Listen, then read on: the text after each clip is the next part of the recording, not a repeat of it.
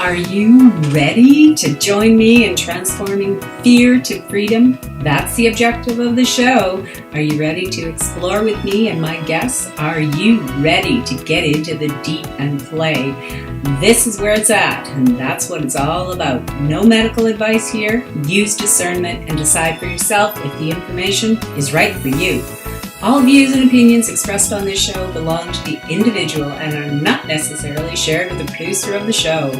Want more details? Go to letsgetrealchattingwithcatherine.com. Now let's get real and have some fun. Who are we going to explore with today? Come on with me and let's get into the deep.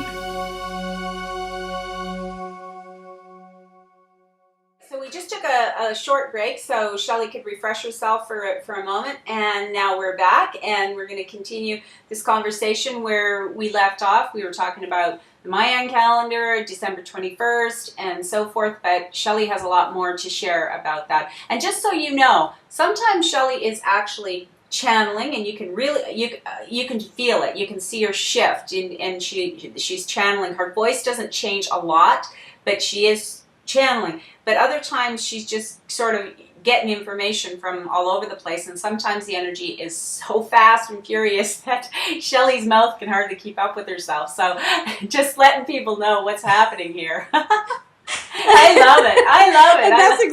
And that's exactly right. That's really the best way to say it, because the way that it comes through to me sometimes is sometimes I have a sense of all these things up above my head, and they kind of nicely come in one at a time so that I can speak it. But then sometimes when there's really a lot of information to say, it's like 4 or 5 different things just boom, dump into me at the same time, and then I have to try to sift it all around and get it to come out. So, you know, that's why I was saying to her when we were coming back from that moment that it just feels sometimes as if I just don't know how fast I'm talking. And I remember so anyway, I wanted people to be aware of that. People can go back to, I think it was the first YouTube video we did together, Shelly, and as you were starting to talk, the room was full of people like, oh, Shelly's getting interviewed, we want to talk. It was so funny.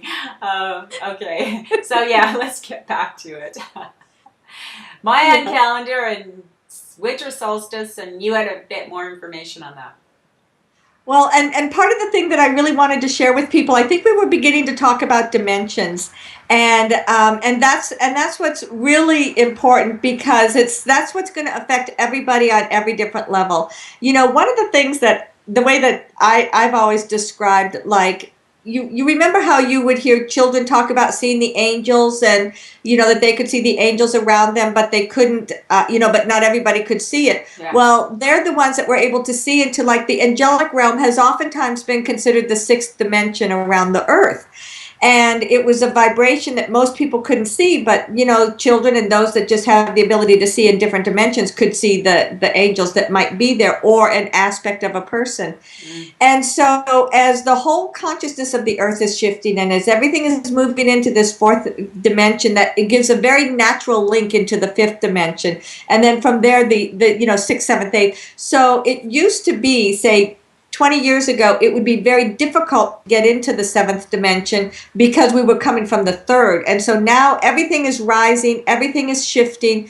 And that's another thing that people are going to find in the beginning, you know, going into this next year, is that it's going to be much more easy to connect with these higher dimensions. And someone may say, well, so what? What does that mean to me? Well, what it means to the average person is a greater ease. It means that, like, if you think of it this way, the lower dimensions are those that are more solid and more heavily cemented, so to speak. And that the higher dimension you get into, the energy becomes lighter, it becomes finer, it becomes more transparent, and therefore it's easier to make changes in that space because you're not mired in all the heaviness. Right. When you are working and communicating with someone in that dimension, it allows you to see things that you might not have seen before. It allows your perception to be open to greater opportunities. And so the question then that people may have is, well, oh, great, automatically I can go there. There are going to be a number of people that, yes, it'll be just like that for them. But then there are going to be the majority of people that are just going to say, it's no different, I'm no different, everything's the same. And so sometimes it does make a conscious choice and a conscious decision to say, I want to see what I couldn't see before. I want to become aware of what I was not aware of before. I want to just be more cognizant of everything that's going on around me. And so I think that's a choice then that kind of takes a person into that pathway and allows them to open up. Yeah, just being open to it, I was going to say. Now, we hear a lot about the children that are being born at this time, and a lot of them are coming in without the veil so heavy. So they're bringing to us these gifts is that part of that bridge, so that Absolutely. And a lot of the kids that are coming in right now, because that's just a natural way. If you look back over the pattern of history, there'll be periods of time when there was dramatic change. Thinking of Michelangelo, and then even thinking back to the time of Christ, or thinking back to all of these various periods in history where there was a significant change that took place. Right. It was always preceded by a generation or people coming in that were different. And that's what's been going on here, is that there have been a lot of people that came in, 50, 75 and less years ago, that have had either different ideas or a different perception or a greater openness. Right. And so that created the foundation. And then now, especially since the year 2000, the majority, if not all of the kids coming in, come in with a natural ability in which they've let go a lot of these old things that we've been releasing. And so as an interesting comment, I'm just going to talk about, I was talking with someone the other day who has two nieces. And one of them, the older one, is very empathic, whereas everything that happened around her, she would just take it in because she doesn't understand how not to take it in. Right. But yet the younger one, who was only like 3 or 4 years old, is very much of that newer energy that I'm seeing a lot. And these are the kids that are not going to take on anything that's not their stuff. And what that means is that they have such a much more solid foundation of who they are, what their reality is, what that connection is, that if someone is trying to put a guilt trip on them, so to speak, or if people around them are very angry or very upset or very frustrated, they're going to automatically know, that's not my stuff, that's their stuff, and whoosh, it's going to go by. Whereas so many other people that are empathic are going to be around, say, people that are arguing or having a difficult time, and they're going to feel it for them. They're going to take it in, and they're not, and sometimes it's hard to know, is that my stuff or is that their stuff? All they know is they feel bad or they don't feel good. So that's one example of the differences that I see, and I just thought, oh, how perfect, this just happened, and here's a good way to express it. So when we see a child that's particularly like that, like my generation grew up like that, and we didn't have any tools. We didn't know it wasn't our stuff. Child that you're talking about that's really empathic, if the parents are, or anybody, family member or somebody, aware of it, can they teach the child? Is this where you would say, you know what, we need to teach that child how to put a protection around themselves, how to recognize what's theirs and what's not? Is that an opportunity? That's a perfect opportunity. And there's a lot that people talk about having a protective shell around them, and I know that's a very popular way of doing things.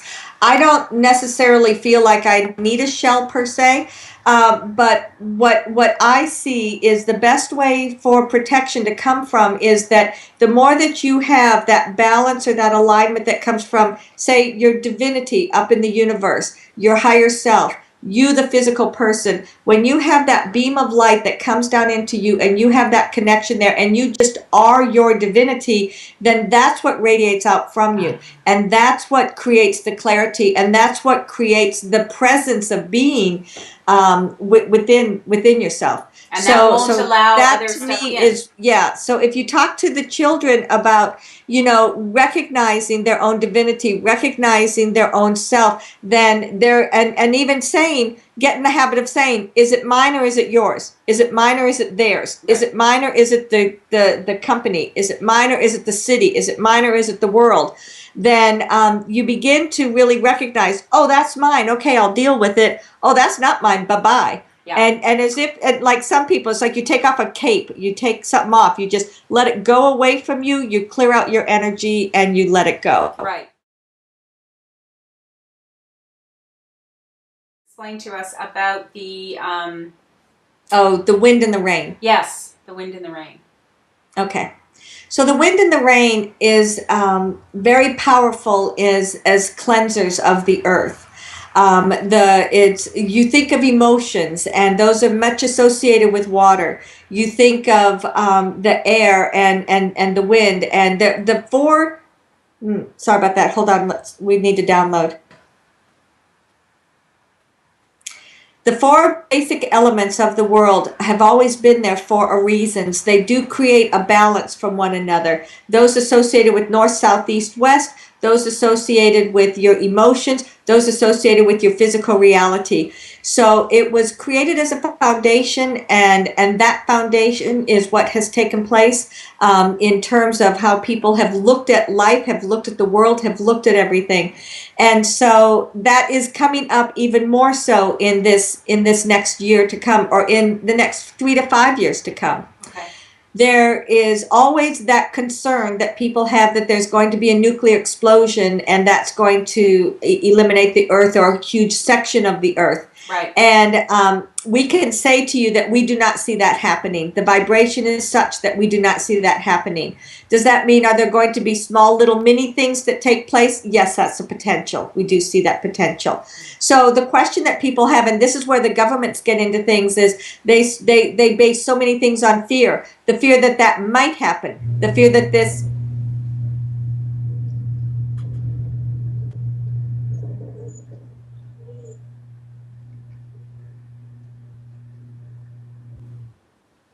the fear that this could be the next level of what may happen in the world.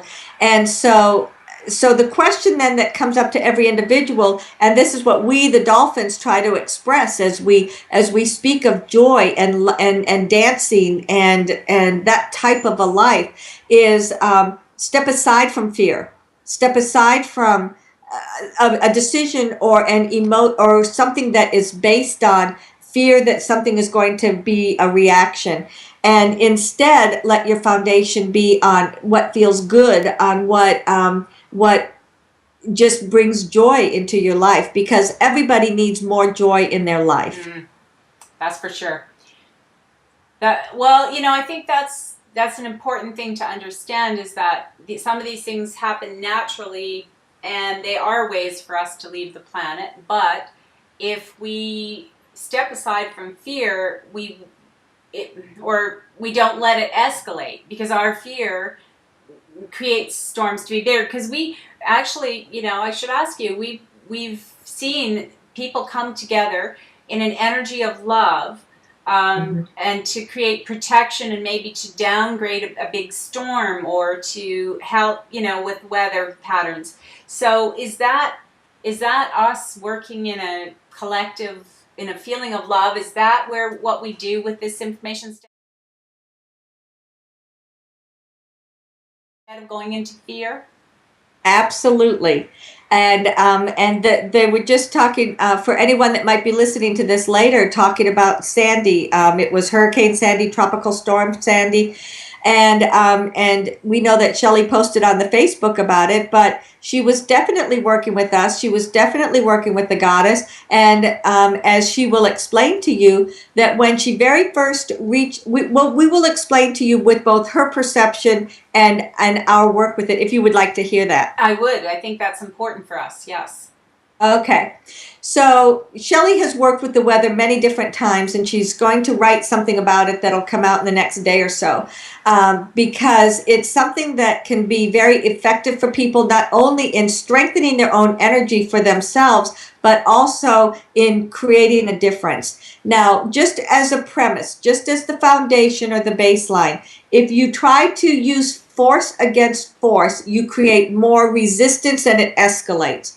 If you have a force that's coming in and you meet it with neutrality, it pulls things down, so to speak. And so that's what happened with this recent hurricane. The first time that Shelly reached out to it, she felt, her feeling of it was this massive, like she was being blown back, and like this wave of energy just swirling around, and it was very, very powerful.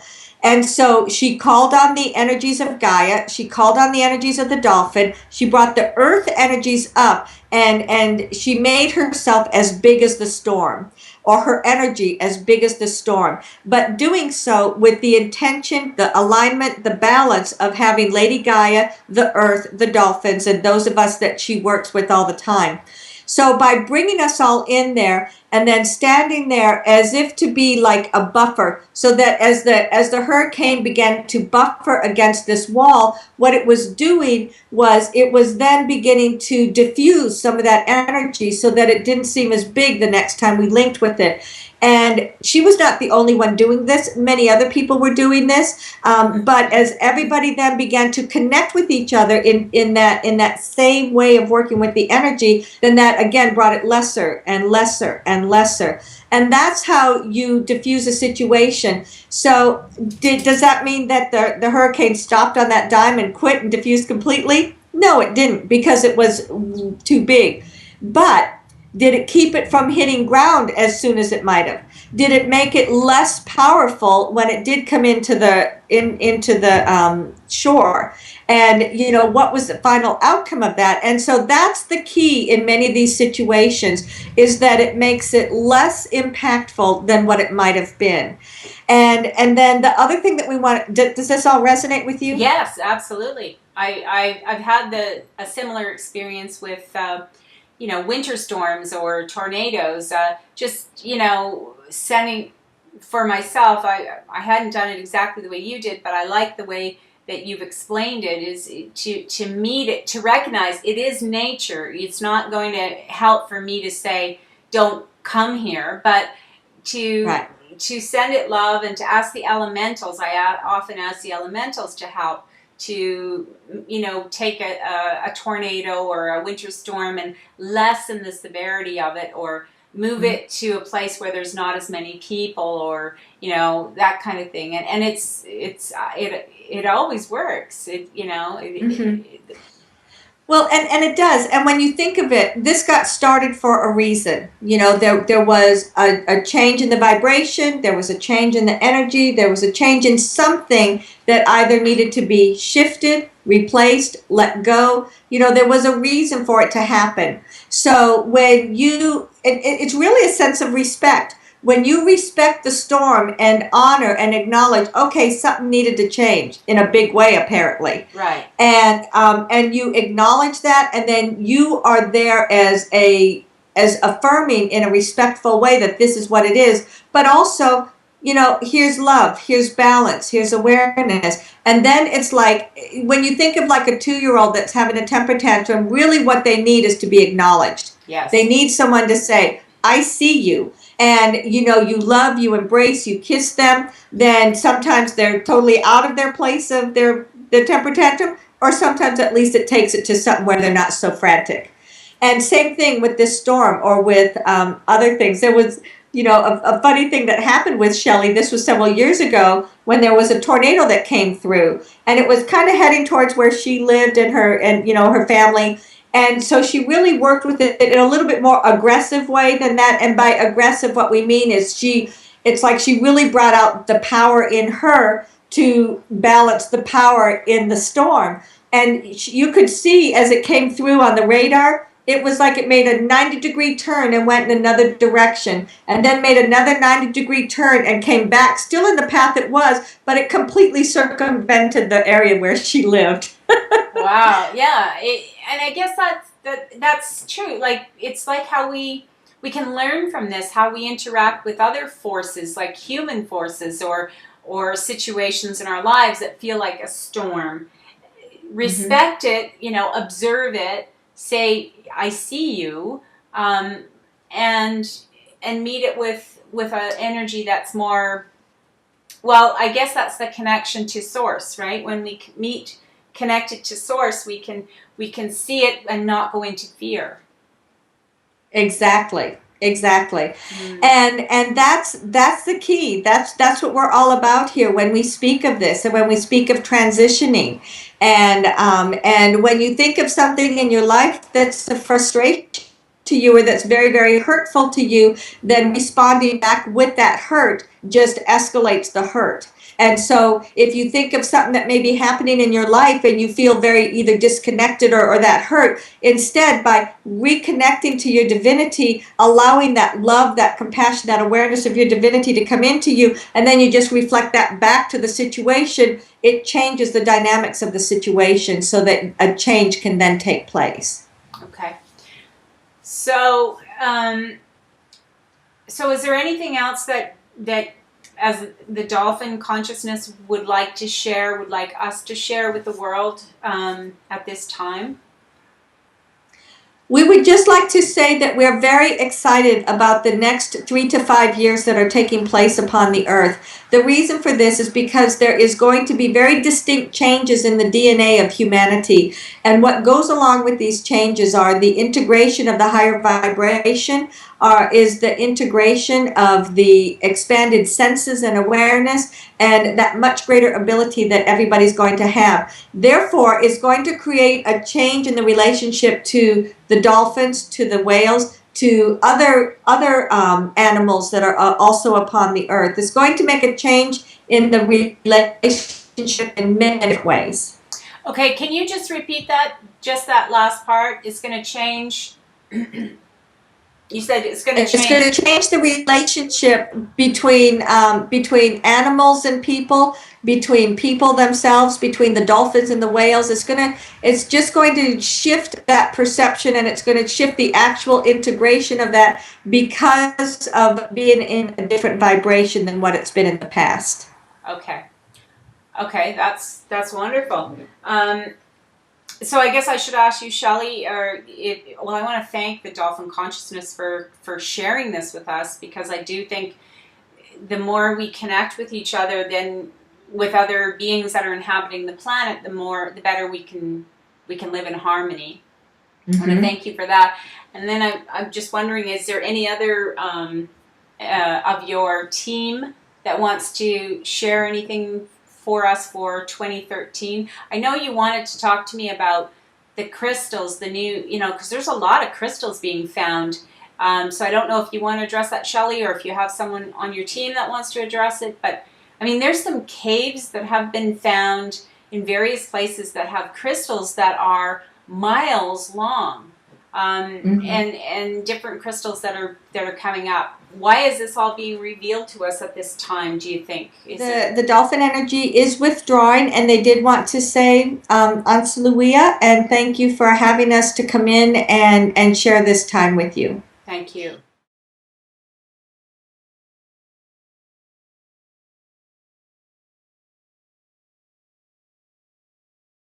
Wow, wasn't that amazing? Thank you to my guests for sharing with us today. Thank you for watching.